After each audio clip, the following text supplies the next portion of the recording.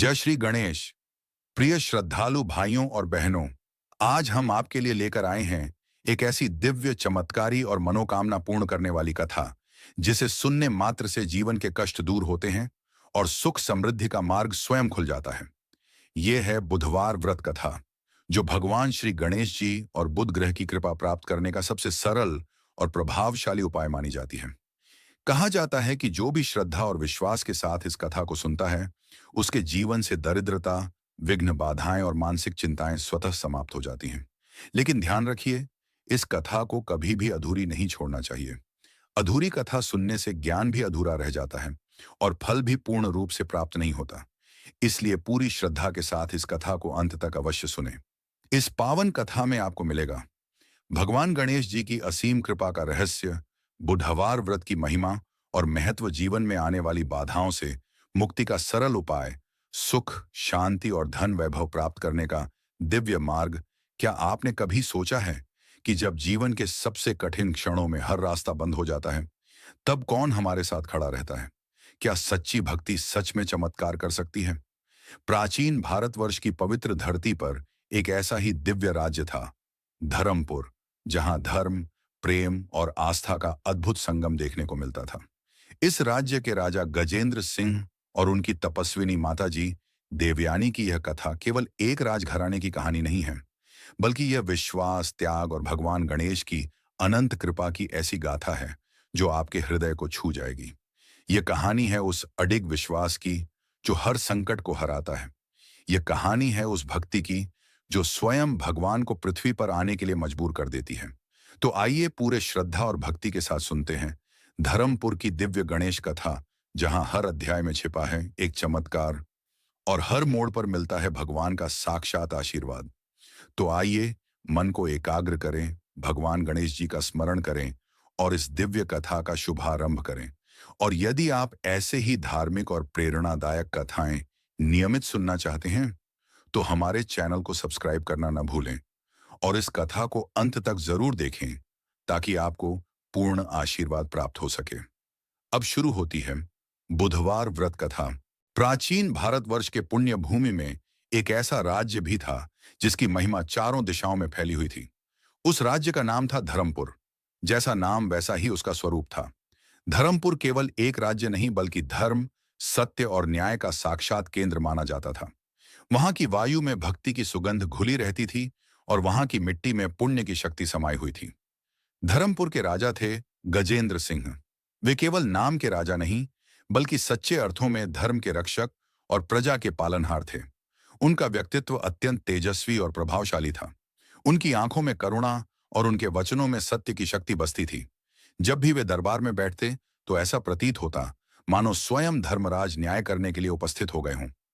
राजा गजेंद्र सिंह का जीवन केवल राजसी ऐश्वर्य में नहीं बीतता था, बल्कि उनका हर दिन प्रभु भक्ति और प्रजा सेवा में व्यतीत होता था। वे प्रातः काल ब्रह्म मुहूर्त में उठते और स्नान ध्यान करके भगवान गणेश की पूजा करते थे। उनका दृढ़ विश्वास था कि बिना विघ्नहर्ता की कृपा के कोई भी कार्य सफल नहीं हो सकता। लेकिन इस कथा का सबसे महत्वपूर्ण और भावपूर्ण पात्र थीं उनकी माताजी, राजमाता देवयानी। राजमाता देवयानी अत्यंत तपस्विनी, धर्मपरायण और ज्ञान की सागर थीं। उन्होंने अपने जीवन में अनेक कठिन तप और व्रत किए थे। उनके हृदय में भगवान गणेश के प्रति अटूट श्रद्धा थी। वे दिन रात एयूएम गम गणपतये नमः का जाप करती रहती थीं। जब गजेंद्र सिंह बालक थे, तब उनके पिता का देहांत हो गया था। उस समय राजमाता देवयानी ने ही उन्हें पाल पोसकर बड़ा किया और उन्हें धर्म, सत्य और न्याय के मार्ग पर चलना सिखाया। वे अक्सर अपने पुत्र से कहती थीं, बेटा, राजा बनने से पहले एक अच्छा इंसान बनना सीखो और यह कभी मत भूलना कि हर संकट में सबसे पहले भगवान गणेश का स्मरण करना चाहिए। वही विघ्नों को दूर करते हैं। गजेंद्र सिंह अपनी माता की हर बात को अपने हृदय में धारण कर लेते थे। वे अपनी माता को केवल माता ही नहीं, बल्कि अपना गुरु मानते थे। धर्मपुर राज्य में भगवान गणेश का एक अत्यंत प्राचीन और चमत्कारी मंदिर था। कहा जाता था कि वह मंदिर स्वयंभू था और वहां विराजमान गणपति की मूर्ति में साक्षात दिव्य शक्ति निवास करती थी। राजमाता देवयानी प्रतिदिन उस मंदिर में जाकर दीप जलाती, फूल चढ़ाती और घंटों तक ध्यान करती थीं। धीरे धीरे यह परंपरा पूरे राज्य में फैल गई। हर व्यक्ति किसी भी शुभ कार्य से पहले गणेश जी की वंदना करता था। समय बीतता गया और गजेंद्र सिंह एक युवा और पराक्रमी राजा बन गए। उनके शासन में धर्मपुर की समृद्धि और भी बढ़ गई। प्रजा सुखी थी, खेतों में भरपूर अन्न उगता था और व्यापार दूर दूर तक फैल चुका था। लेकिन कहते हैं ना कि जहां धर्म होता है, वहां अधर्म भी अपनी छाया फैलाने का प्रयास करता है। धर्मपुर के पड़ोसी राज्य में एक अत्यंत क्रूर और अहंकारी राजा राज्य करता था, जिसका नाम था विक्रांत। उसे धर्मपुर की समृद्धि और गजेंद्र सिंह की लोकप्रियता से ईर्ष्या होने लगी थी। विक्रांत ने कई बार युद्ध करने की योजना बनाई, लेकिन हर बार उसे किसी न किसी कारण से असफलता मिली। तब उसके मन में एक कपटी विचार उत्पन्न हुआ। उसने सोचा, यदि मैं धर्मपुर को बाहर से नहीं हरा सकता, तो उसे भीतर से तोड़ दूंगा। इसी विचार के साथ उसने अपने कुछ गुप्तचर धर्मपुर में भेज दिए। उधर धर्मपुर में सब कुछ सामान्य चल रहा था। राजा गजेंद्र सिंह और राजमाता देवयानी भगवान गणेश की भक्ति में लीन रहते और प्रजा की सेवा करते। एक दिन राजमाता ने ध्यान करते हुए एक विचित्र संकेत अनुभव किया। उनके मन में एक अजीब सी अशांति उत्पन्न हुई। उन्होंने तुरंत अपने पुत्र को बुलाया और कहा, बेटा, मुझे ऐसा आभास हो रहा है कि हमारे राज्य पर कोई संकट आने वाला है। तुम सतर्क रहो और भगवान गणेश की आराधना में और अधिक मन लगाओ। गजेंद्र सिंह ने अपनी माता के शब्दों को गंभीरता से लिया। उन्होंने राज्य की सुरक्षा बढ़ा दी और स्वयं भी अधिक समय पूजा और ध्यान में लगाने लगे। लेकिन उन्हें यह नहीं पता था कि संकट बहुत निकट आ चुका है। धर्मपुर की सीमाओं के भीतर अब एक ऐसा षड्यंत्र जन्म ले चुका था जो पूरे राज्य को हिला सकता था। और यहीं से इस दिव्य कथा का अगला अध्याय प्रारंभ होता है। धर्मपुर की पावन भूमि पर, जहां हर प्रातः भगवान गणेश के जयकारों से आकाश गूंज उठता था, वहीं अब धीरे धीरे एक अदृश्य अंधकार अपने पांव पसार रहा था। राजमाता देवयानी के मन में जो अशांति उत्पन्न हुई थी, वह व्यर्थ नहीं थी, बल्कि आने वाले संकट का संकेत थी। पड़ोसी राज्य के कपटी राजा विक्रांत द्वारा भेजे गए गुप्तचर अब धर्मपुर में अपने जाल बिछा चुके थे। वे साधारण व्यापारी और साधु का वेश धारण कर नगर में फैल गए थे। उनका उद्देश्य केवल एक था, किसी भी प्रकार से धर्मपुर की एकता और शांति को भंग करना। धीरे धीरे उन्होंने अपनी चालें चलनी शुरू की। वे बाजारों में, चौपालों में और मंदिरों के बाहर खड़े होकर लोगों के मन में शंका के बीज बोने लगे। वे कहते, क्या तुमने कभी सोचा है कि इतना धन मंदिरों में क्यों खर्च किया जाता है? क्या केवल पूजा पाठ से राज्य चलता है? राजा को प्रजा के धन का सही उपयोग करना चाहिए। शुरुआत में लोगों ने इन बातों पर ध्यान नहीं दिया, क्योंकि उनकी आस्था अडिग थी। लेकिन जब यही बातें बार बार अलग अलग लोगों के मुख से सुनाई देने लगीं, तो कुछ लोगों के मन में संदेह उत्पन्न होने लगा। उधर महल के भीतर भी षड्यंत्र का जाल फैलने लगा। कुछ लालची मंत्री और सैनिक, जो पहले से ही स्वार्थी प्रवृत्ति के थे, वे उन गुप्तचरों के प्रभाव में आ गए। उन्हें धन और पद का लालच दिया गया। धीरे धीरे राज्य की व्यवस्था में छोटी छोटी दरारें आने लगीं। जहां पहले सब कुछ सुव्यवस्थित था, वहां अब कहीं ना कहीं असंतोष की झलक दिखाई देने लगी। राजा गजेंद्र सिंह ये सब देख रहे थे, लेकिन उन्हें समझ नहीं आ रहा था कि अचानक यह परिवर्तन क्यों हो रहा है। उन्होंने अपने विश्वसनीय मंत्रियों से सलाह ली, लेकिन कोई स्पष्ट उत्तर नहीं मिला। उसी समय राजमाता देवयानी ने एक दिन अपने ध्यान में एक भयंकर दृश्य देखा। उन्होंने देखा कि एक काला धुआं पूरे धर्मपुर को ढक रहा है और गणेश मंदिर के दीपक एक एक करके बुझते जा रहे हैं। यह दृश्य देखकर उनका हृदय कांप उठा। उन्होंने तुरंत अपने पुत्र को बुलाया और कहा, बेटा, अब समय आ गया है जब तुम्हारी आस्था की परीक्षा होगी। यह केवल राज्य का संकट नहीं है, यह धर्म और अधर्म का युद्ध है। राजा गजेंद्र सिंह ने अपनी माता के चरणों में प्रणाम किया और कहा, मां, जब तक आपकी और भगवान गणेश की कृपा मेरे साथ है, तब तक मैं किसी भी संकट से नहीं डरता। लेकिन संकट केवल शब्दों तक सीमित नहीं था। कुछ ही दिनों बाद राज्य में अचानक अजीब घटनाएं होने लगीं। खेतों में फसलें सूखने लगीं, जबकि मौसम अनुकूल था। व्यापार में हानि होने लगी। कुछ स्थानों पर चोरी और लूटपाट की घटनाएं भी बढ़ गईं। प्रजा के मन में भय और असंतोष बढ़ने लगा। उधर गुप्तचर अपनी योजना के अगले चरण में पहुंच चुके थे। उन्होंने महल के कुछ सैनिकों को अपने पक्ष में कर लिया और एक रात महल के भीतर ही एक गुप्त सभा आयोजित की गई। उस सभा में निर्णय लिया गया कि राजा के विरुद्ध विद्रोह की चिंगारी भड़काई जाएगी। अगले दिन से ही अफवाहें फैलने लगीं। राजा अब पहले जैसे नहीं रहे। राजमाता केवल पूजा में लीन रहती हैं और राज्य की चिंता नहीं करती। धर्मपुर की समृद्धि केवल दिखावा है। धीरे धीरे ये अफवाहें आग की तरह फैलने लगीं। राजा गजेंद्र सिंह का हृदय यह सब देखकर दुखी हो उठा। उन्होंने सोचा, मैंने तो हमेशा प्रजा को अपने परिवार की तरह माना, फिर यह दूरी क्यों बढ़ रही है। वे सीधे गणेश मंदिर गए और वहां बैठकर ध्यान करने लगे। उसी समय मंदिर में एक वृद्ध साधु प्रकट हुए। उनकी आंखों में अद्भुत तेज था और चेहरे पर दिव्य शांति। उन्होंने राजा से कहा, राजन, जब अधर्म बढ़ता है तब सत्य की परीक्षा होती है। यह समय तुम्हारे धैर्य और विश्वास की परीक्षा का है। राजा ने विनम्रता से पूछा, भगवान, मैं इस संकट से कैसे निकलूं। वृद्ध साधु मुस्कुराए और बोले, जब सब मार्ग बंद हो जाएं, तब केवल एक ही मार्ग शेष रहता है, भक्ति का मार्ग। तुम और तुम्हारी माता मिलकर भगवान गणेश का एक विशेष अनुष्ठान करो, वही तुम्हें मार्ग दिखाएंगे। यह कहकर वह साधु वहां से अदृश्य हो गए। राजा गजेंद्र सिंह समझ गए कि यह कोई साधारण व्यक्ति नहीं, बल्कि स्वयं गणेश जी का दूत था। उन्होंने तुरंत राजमाता देवयानी को सारी बात बताई। राजमाता ने गंभीर स्वर में कहा, यह समय है जब हमें अपनी पूरी श्रद्धा और विश्वास के साथ गणेश जी का आह्वान करना होगा। दोनों ने मिलकर एक महान अनुष्ठान करने का निर्णय लिया, लेकिन उन्हें यह नहीं पता था कि दूसरी ओर षड्यंत्र अपने अंतिम चरण में पहुंच चुका है। विद्रोह की आग अब भड़कने ही वाली थी। धर्मपुर की पवित्र भूमि, जो कभी भक्ति और शांति का प्रतीक थी, अब धीरे धीरे अशांति की ज्वाला में घिरने लगी थी। हवा में एक अजीब सा भय था, मानो कोई अदृश्य तूफान आने वाला हो। राजा गजेंद्र सिंह और राजमाता देवयानी द्वारा आरंभ किया गया गणेश अनुष्ठान पूरे राजमहल में चल रहा था। महल के प्रांगण में वेद मंत्रों की ध्वनि गूंज रही थी। यज्ञ की अग्नि प्रज्वलित थी और हर ओर एयुएम गम गणपतये नमः का पवित्र जाप हो रहा था। लेकिन इसी पवित्र वातावरण के समानांतर धर्मपुर के कुछ हिस्सों में विद्रोह की चिंगारी भड़क चुकी थी। गुप्तचरों और दुष्ट मंत्रियों ने मिलकर प्रजा के एक छोटे समूह को भड़काया। उन्होंने झूठ फैलाया कि राजा केवल पूजा पाठ में व्यस्त हैं और प्रजा की समस्याओं को अनदेखा कर रहे हैं। धीरे धीरे यह असंतोष एक भीड़ में बदल गया। लोग महल के बाहर इकट्ठा होने लगे। उनके हाथों में मशालें थीं और उनके मन में भ्रम और क्रोध। राजा, बाहर आओ, हमें न्याय चाहिए। ऐसी आवाजें महल की दीवारों से टकराकर गूंजने लगीं। राजा गजेंद्र सिंह ने यह दृश्य देखा तो उनका हृदय व्याकुल हो उठा। वे तुरंत बाहर जाने लगे, लेकिन राजमाता देवयानी ने उन्हें रोक लिया। उन्होंने शांत लेकिन दृढ़ स्वर में कहा, बेटा, अभी नहीं। यह समय भावनाओं में बहने का नहीं, बल्कि विश्वास को मजबूत करने का है। यह विद्रोह सत्य का नहीं, बल्कि भ्रम का परिणाम है। उधर षड्यंत्रकारियों ने अवसर देखकर महल के कुछ द्वार खुलवा दिए।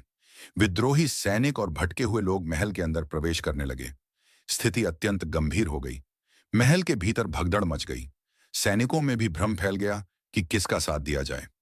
उसी समय यज्ञ की अग्नि के पास बैठे राजा और राजमाता ने अपनी आंखें बंद कर लीं और पूरी श्रद्धा से भगवान गणेश का आह्वान करने लगे। उनकी प्रार्थना में ऐसी शक्ति थी कि वातावरण में एक अद्भुत कंपन उत्पन्न होने लगा। अचानक आकाश में काले बादल छा गए। बिना मौसम के तेज गर्जना होने लगी। बिजली की चमक से पूरा धर्मपुर कांप उठा। विद्रोही भीड़ अचानक रुक गई, उनके कदम जैसे जम गए हों। तभी महल के मुख्य द्वार पर एक चमत्कारी घटना घटी। वहां एक विशालकाय चूहा प्रकट हुआ, लेकिन वह साधारण चूहा नहीं था। उसका आकार असामान्य रूप से बड़ा था और उसकी आंखों में दिव्य प्रकाश चमक रहा था। वह सीधे महल के द्वार के सामने बैठ गया और उसने जोर से एक गर्जना जैसी ध्वनि निकाली। उस ध्वनि में इतनी शक्ति थी कि विद्रोहियों के हाथों से उनके हथियार गिरने लगे। उनके मन का क्रोध धीरे धीरे भय में बदलने लगा। उसी क्षण आकाश से एक दिव्य प्रकाश की किरण सीधे गणेश मंदिर पर पड़ी।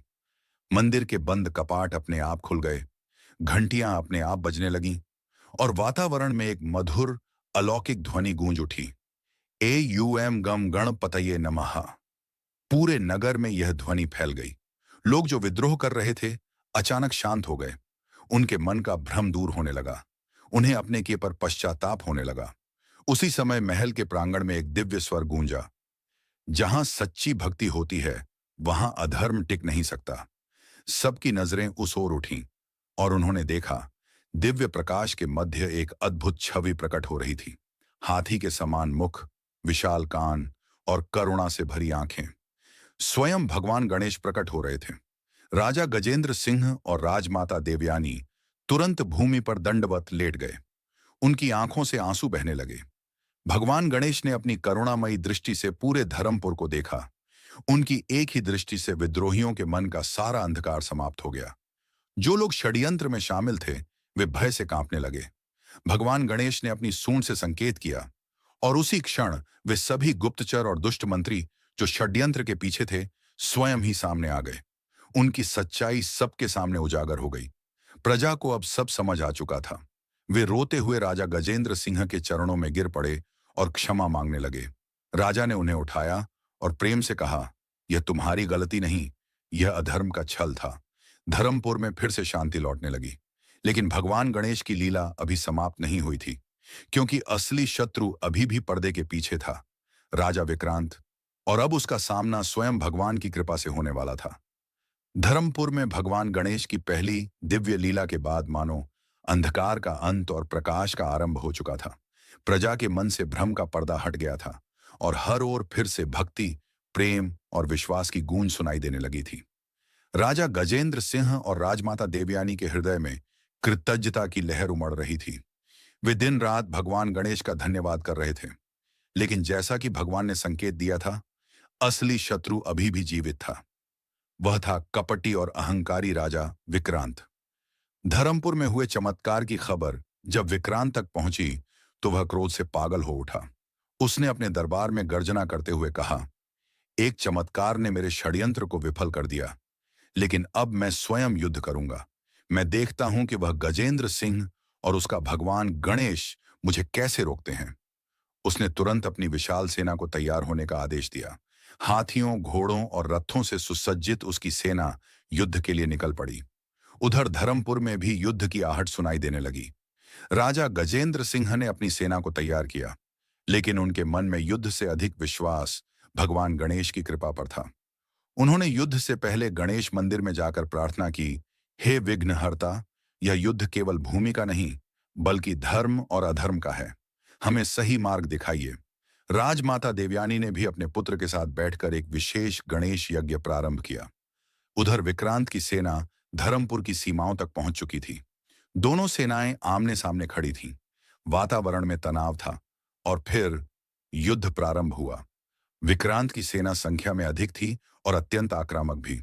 शुरुआत में धर्मपुर की सेना को कठिनाई का सामना करना पड़ा, लेकिन तभी एक बार फिर आकाश में परिवर्तन होने लगा।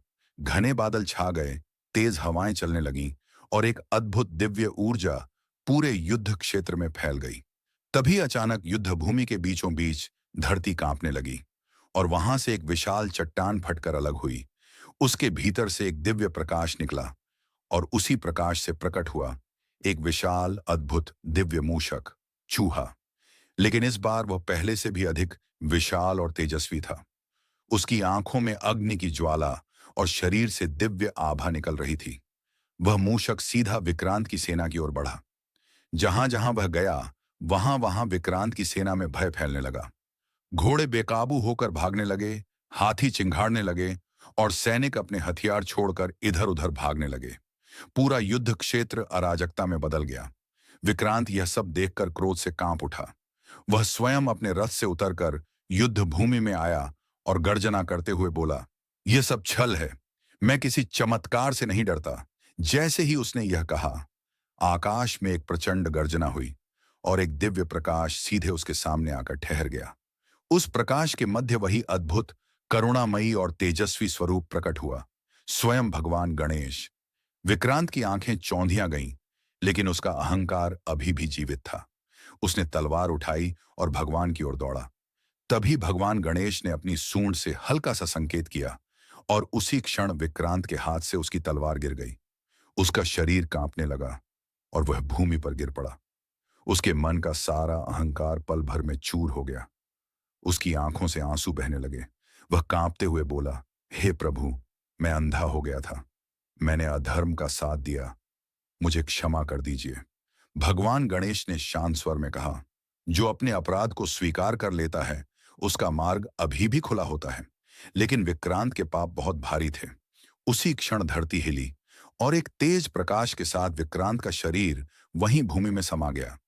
यह उसका अंत था, अधर्म का अंत। जैसे ही विक्रांत का अंत हुआ, उसकी पूरी सेना ने हथियार डाल दिए। धर्मपुर की विजय हुई।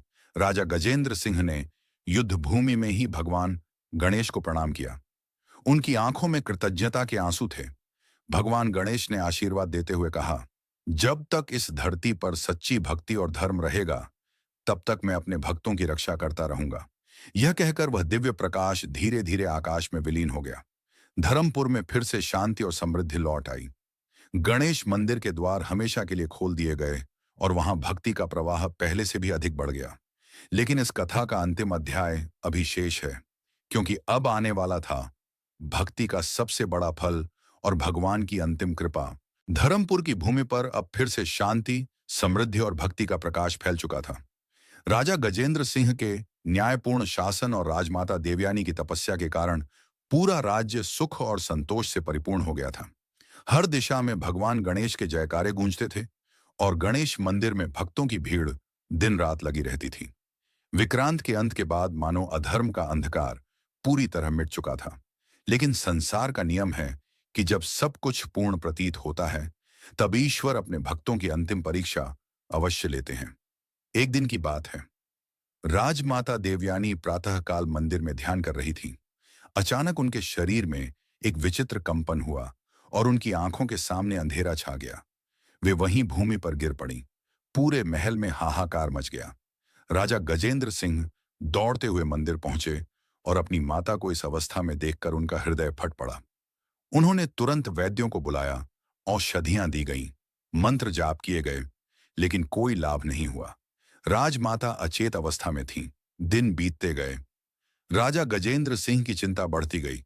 वह हर पल अपनी माता के पास बैठे रहते, उनका हाथ थामे रहते और भगवान गणेश से प्रार्थना करते, हे विघ्नहर्ता, आपने हर संकट में हमारी रक्षा की है, अब मेरी माता को बचा लीजिए।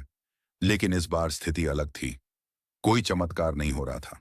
राजा का विश्वास डगमगाने लगा। एक रात वे अत्यंत व्याकुल होकर गणेश मंदिर पहुंचे। वहां दीपक की लौ मंद पड़ चुकी थी और वातावरण में एक गहरा सन्नाटा था। राजा ने रोते हुए कहा, हे प्रभु, क्या मेरी भक्ति में कमी रह गई? क्या मैं आपकी परीक्षा में असफल हो गया? उनकी आंखों से आंसू लगातार बह रहे थे। उसी क्षण मंदिर के गर्भगृह से एक मधुर लेकिन गंभीर स्वर गूंजा, गजेंद्र। राजा ने चौंक कर चारों ओर देखा। वह स्वर फिर आया, यह समय तुम्हारी भक्ति की अंतिम परीक्षा का है। अचानक भगवान गणेश की मूर्ति से एक दिव्य प्रकाश निकलने लगा और उसके मध्य एक तेजस्वी स्वरूप प्रकट हुआ। स्वयं भगवान गणेश प्रकट हो गए। राजा तुरंत उनके चरणों में गिर पड़े। उन्होंने विनती करते हुए कहा, प्रभु, मेरी माता को बचा लीजिए, मैं उनके बिना जीवित नहीं रह सकता। भगवान गणेश ने शांत स्वर में कहा, तुम्हारी माता का जीवन अब तुम्हारे विश्वास पर निर्भर है। राजा ने आश्चर्य से पूछा, मेरे विश्वास पर? भगवान बोले, यदि तुम्हारा विश्वास अडिग है तो तुम्हें एक कठिन निर्णय लेना होगा। राजा ने बिना सोचे कहा, प्रभु, मैं आपके लिए कुछ भी कर सकता हूं। तब भगवान गणेश ने कहा, तुम्हें अपने जीवन की सबसे प्रिय वस्तु का त्याग करना होगा। राजा कुछ क्षण के लिए मौन हो गए। उन्होंने सोचा, उनकी सबसे प्रिय वस्तु क्या है? राज्य, धन, वैभव? नहीं, उनकी सबसे प्रिय तो उनकी माता ही थी। वे असमंजस में पड़ गए। भगवान ने फिर कहा, त्याग वही होता है जो सबसे कठिन हो। राजा की आंखों से आंसू बहने लगे। उन्होंने कांपते हुए स्वर में कहा, प्रभु, यदि मेरे प्राणों के त्याग से मेरी माता को जीवन मिल सकता है, तो मैं अपने प्राण देने के लिए तैयार हूं। मंदिर में एक गहरा सन्नाटा छा गया। भगवान गणेश मुस्कुराए। उन्होंने कहा, यही सच्ची भक्ति है, जहां स्वार्थ नहीं होता, केवल समर्पण होता है। जैसे ही राजा ने यह कहा, मंदिर का वातावरण प्रकाश से भर गया। उसी क्षण महल में राजमाता देवयानी की उंगलियां हिलने लगीं। उनकी आंखें धीरे धीरे खुल गईं और उन्होंने गहरी सांस ली। वे पूर्णतः स्वस्थ हो चुकी थीं। उधर मंदिर में भगवान गणेश ने राजा को आशीर्वाद देते हुए कहा, तुमने अपनी परीक्षा उत्तीर्ण कर ली है। तुम्हारा त्याग और भक्ति सच्ची है। राजा गजेंद्र सिंह की आंखों में खुशी के आंसू भर आए। वे दौड़ते हुए महल पहुंचे और अपनी माता को स्वस्थ देखकर उनके चरणों में गिर पड़े। राजमाता ने स्नेह से उनके सिर पर हाथ रखा और कहा, बेटा, सच्ची भक्ति कभी व्यर्थ नहीं जाती। उस दिन पूरे धर्मपुर में उत्सव मनाया गया। भगवान गणेश के मंदिर में भव्य महाआरती हुई और हजारों दीपक जलाए गए।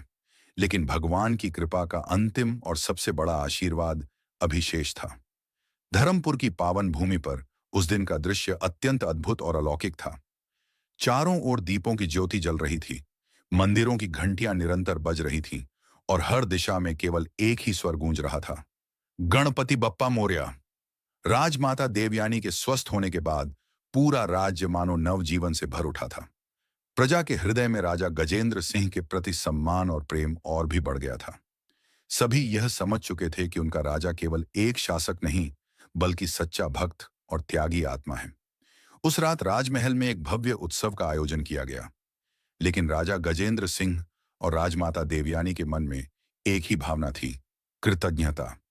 दोनों ने निर्णय लिया कि वे स्वयं जाकर भगवान गणेश का आभार व्यक्त करेंगे। अगले दिन प्रातःकाल जब सूरज की पहली किरण धर्मपुर की धरती को स्पर्श कर रही थी, राजा और राजमाता नंगे पांव गणेश मंदिर की ओर चल पड़े। उनके पीछे पूरी प्रजा भी श्रद्धा के साथ चल रही थी। मंदिर पहुंचकर उन्होंने विधि विधान से पूजा की, पुष्प अर्पित किए और गहरे ध्यान में लीन हो गए। जैसे ही उनकी भक्ति अपने चरम पर पहुंची, अचानक मंदिर का गर्भगृह दिव्य प्रकाश से भर गया। घंटियां अपने आप बजने लगीं और एक बार फिर वही करुणामयी तेजस्वी स्वरूप प्रकट हुआ, स्वयं भगवान गणेश। पूरा मंदिर उस दिव्य प्रकाश से आलोकित हो उठा। राजा गजेंद्र सिंह और राजमाता देवयानी भाव विभोर होकर भूमि पर गिर पड़े। उनकी आंखों से अश्रुधारा बहने लगी। भगवान गणेश ने अत्यंत स्नेहपूर्ण स्वर में कहा, हे मेरे प्रिय भक्तों, तुम्हारी भक्ति, त्याग और विश्वास ने मुझे अत्यंत प्रसन्न किया है। उन्होंने आगे कहा, गजेंद्र, तुमने एक सच्चे राजा का धर्म निभाया है और देवयानी, तुम्हारी तपस्या ने इस राज्य को सुरक्षित रखा है। फिर भगवान गणेश ने अपना वरदान देते हुए कहा, आज से धर्मपुर केवल एक राज्य नहीं रहेगा, यह धर्म और भक्ति का तीर्थ बन जाएगा। यहां आने वाला प्रत्येक व्यक्ति मेरे आशीर्वाद से सुख, शांति और समृद्धि प्राप्त करेगा। जैसे ही भगवान ने यह कहा, मंदिर की भूमि से एक दिव्य ऊर्जा पूरे राज्य में फैल गई। धर्मपुर की मिट्टी और भी पवित्र हो गई, वहां की नदियां और भी निर्मल हो गईं और लोगों के हृदय में भक्ति का दीप सदा के लिए प्रज्वलित हो गया। भगवान गणेश ने अंतिम बार कहा, याद रखो, जहां सच्ची श्रद्धा, निस्वार्थ प्रेम और अटूट विश्वास होता है, वहां मैं स्वयं निवास करता हूं। यह कहकर वह दिव्य प्रकाश धीरे धीरे आकाश में विलीन हो गया। मंदिर में गहरा सन्नाटा छा गया, लेकिन वह सन्नाटा शून्यता का नहीं, बल्कि पूर्णता का था। राजा गजेंद्र सिंह ने अपनी माता के चरणों में प्रणाम किया और कहा, मां, आज मैंने समझ लिया कि सच्चा बल तलवार में नहीं, बल्कि भक्ति और विश्वास में होता है। राजमाता देवयानी मुस्कुराई और बोली, बेटा, यही इस जीवन का सबसे बड़ा सत्य है। समय बीतता गया, धर्मपुर एक महान तीर्थ स्थल बन गया। दूर दूर से लोग वहां भगवान गणेश के दर्शन करने आते और अपने जीवन के कष्टों से मुक्ति पाते। राजा गजेंद्र सिंह ने जीवन भर धर्म और न्याय के मार्ग पर चलकर राज्य किया और अंत में उन्होंने राजपाट अपने योग्य उत्तराधिकारी को सौंपकर स्वयं भगवान गणेश की भक्ति में लीन हो गए। राजमाता देवयानी भी अपने जीवन के अंतिम समय तक भक्ति और तपस्या में लीन रहीं और अंततः भगवान के चरणों में विलीन हो गईं। और इस प्रकार ये दिव्य कथा हमें यह सिखाती है कि सच्ची भक्ति कभी व्यर्थ नहीं जाती। अहंकार का अंत निश्चित होता है और भगवान सदैव अपने सच्चे भक्तों की रक्षा करते हैं। समापन संदेश, जब भी जीवन में कोई संकट आए, जब भी चारों ओर अंधकार दिखाई दे, तो केवल एक बार सच्चे मन से भगवान गणेश का स्मरण कीजिए। विघ्नहर्ता स्वयं आपके मार्ग की बाधाओं को दूर कर देंगे। एयूएम गम गणपतये नमः। तो श्रोताओं, ये थी धर्मपुर की वह अद्भुत और प्रेरणादायक कथा जो हमें यह सिखाती है कि चाहे परिस्थिति कितनी भी कठिन क्यों न हो, अगर मन में सच्ची श्रद्धा और विश्वास हो, तो भगवान स्वयं आपके जीवन में प्रकाश बनकर उतर आते हैं। राजा गजेंद्र सिंह की तरह अगर हम भी अपने जीवन में धैर्य, त्याग और भक्ति को अपनाएं और राजमाता देवयानी की तरह अटूट विश्वास रखें, तो कोई भी विघ्न, कोई भी संकट हमें डिगा नहीं सकता। याद रखिए, जहां विश्वास होता है, वहां भगवान का वास होता है। अगर आपको यह कथा पसंद आई हो, तो इसे अपने परिवार और प्रियजनों के साथ अवश्य साझा करें ताकि यह दिव्य संदेश हर घर तक पहुंच सके। अंत में आइए मिलकर सच्चे मन से भगवान गणेश का स्मरण करें। ए यू एम गम गणपतये नमः। गणपति बप्पा मोरया।